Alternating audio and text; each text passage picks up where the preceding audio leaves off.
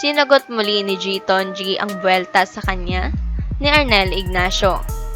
Ugnay ito sa sinabi ni G. Tonji ukol sa mahinang ulo na sinabi ni Arnel sa ilang artista. Sa sagot ni G. Tonji sa kanyang Twitter, ay pinakita nito ang kanyang diploma kasabay ng kanyang sagot kay Arnel.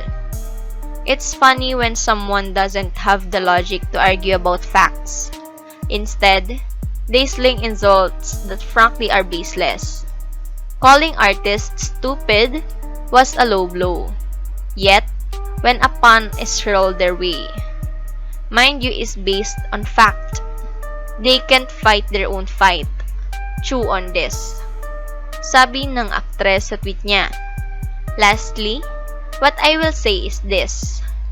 Many artists choose to go into politics, but it's not always to serve the people. It's a meal ticket. Many aren't qualified.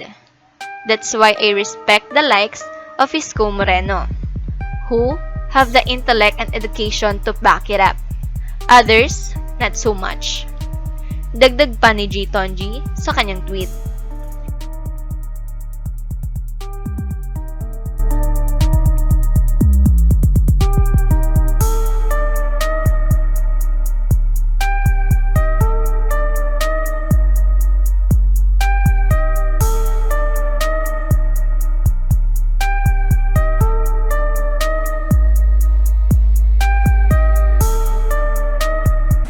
Share, subscribe!